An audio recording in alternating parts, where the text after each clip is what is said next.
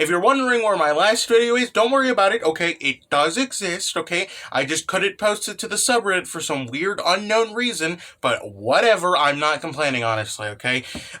There's also going to be like a special OVA, I guess. It's apparently coming out in the summer, okay? For preparation of season 2, so am I going to do a review about that? Maybe. Probably. Alright, apart from that, welcome to Tonikaku Kawaii chapter 186, brought to you by Tonikaku Scans. Thank you, Tonikaku Scans, you are finally being reliable again. Apart from that, I have nothing interesting to say, so let's just jump right into it because it does get very interesting. This chapter takes place a little back in time, okay? This chapter takes place, like, when they find the mass gravesite at the Kiyomaro mansion, alright? So, you remember the one girl that picked up the weird little object? Yeah, well, first off, we're gonna call her the director because that's what the high school girls call her, alright? And second of all, she picks up the small little object in it, right? So, she goes back inside and stuff. She shows it off to the other high school girl, right? They're both looking at this weird little fragment, right? They see like a language or two behind it, right? They don't really know what it means since it's like really old, alright? So suddenly Kaguya walks in, so the director has like the genius idea to give it to Kaguya because Kaguya has proven herself to be very smart, okay? So, Kaguya like looks at it, reads it and stuff, she's like, huh.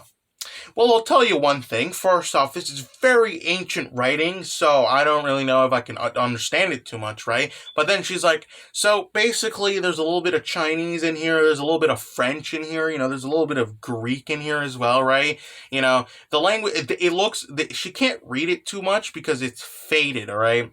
So, but then she starts saying, but there is like this, the main, like the oldest language on there is apparently Japanese, alright? So, modern Japanese and ancient Japanese, fun fact, very different, okay?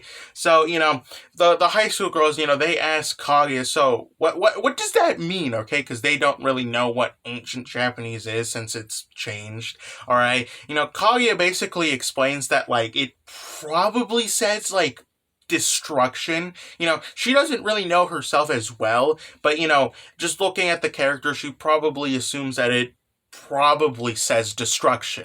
After that little backstory, we cut to modern times, okay? So we have Skasa-chan, she's outside, she can't sleep at home, right? She's looking at the moon, and there's just like a bunch of nature around her. Now, if there's one thing I don't really talk about too much, is that sometimes Hada does like absolutely beautiful one panels of just pure like beauty, okay? I don't really know how to describe it, but honestly, that's why I really like this series, there's the wholesomeness of it, there's like the weird lore of it that it's like, that's pretty interesting, right? But then there's also just like the sometimes like does a beautiful panel that is just like, chef's kiss, alright? But, praising Hana aside, let's get on to, like, the actual chapter, okay?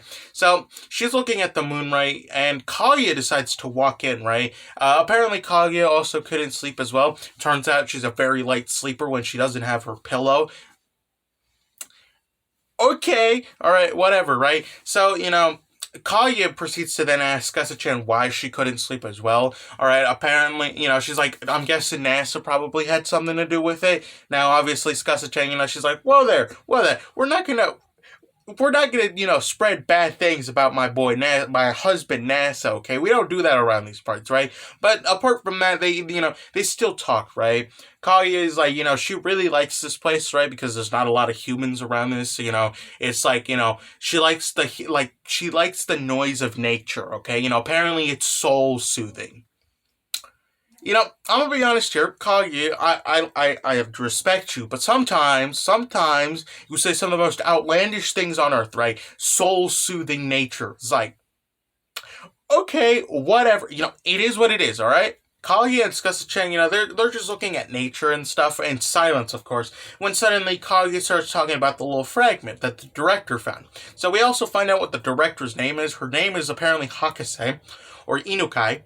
but I'm just gonna call her Hakase because I just want to make my life easier. Okay, so basically, Kayu explains how she found this little fragment, and they were wondering what what it is. All right, now Kayu doesn't actually finish her sentence. Skasa-chan goes into like animal instincts. All right, she just grabs it immediately. She looks at it like it's like some super dangerous thing, right? And she looks very like similar to when she saw the moon in like the Over the Moon like side story, and she then proceeded to go insane, basically, talking to the moon like come back and shit. So Kalia is like, oh, okay, you look a little grim there, okay.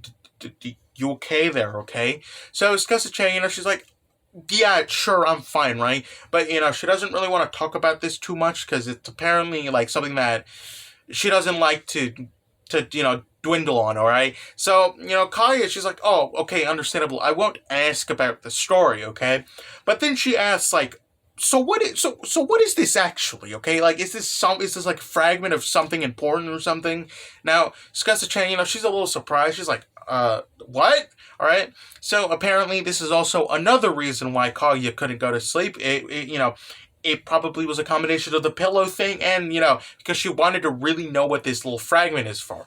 So, Skasa-chan, she explains it, right? So, she's like, so basically, this fragment is like a part of a mask, okay? Apparently, it's like the upper, one of the upper corners of the mask, right?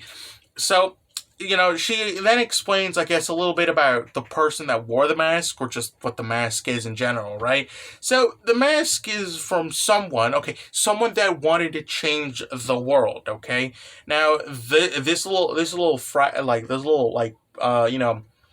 this fragment is like apparently like a remnant, like a broken part of like that person's soul, and we get shown like a little picture of like this mysterious person with a mask and a little sword, right? Well, it's actually not a sword. Now that I'm looking at the picture, it looks like the moon, actually. All right. So, there's this like mysterious person with like, the mask and stuff, right? Now, if there's one thing that I notice is that the character actually has like the little headband that Skasa-chan has. Does this mean that like Skasa-chan had to fight this person off or something, and this is why the mask is broken and stuff? Or maybe, and here's a little buck wild idea. Maybe that's actually Skasa-chan there, okay? And maybe this is like some alter ego type shit. It's like a secret identity or something. I highly doubt it's the second. It's like the second one. Maybe it's like someone that like some super mysterious person. But that is where the chapter ends off. All right. So very interesting. Okay, we find out many things, right? We find out that the director's name is Hakase, which I can finally call her that. All right, and also we have this whole mysterious mask thing. Honestly, I'm pretty interested right now, actually, because like what does this mask actually mean? Okay, so apart from that, there's nothing to say. Well, I like the chapter. That's about it. God, I am really bad at ending these videos. Jesus Christ. Anyways, I hope that you enjoyed me talking about this chapter, okay? Oh God, oh no, I messed up again. Oh. Anyways, I hope that you enjoyed me talking about this series. Yes, that is how you say it. Apart from that, I have nothing interesting to say, so goodbye.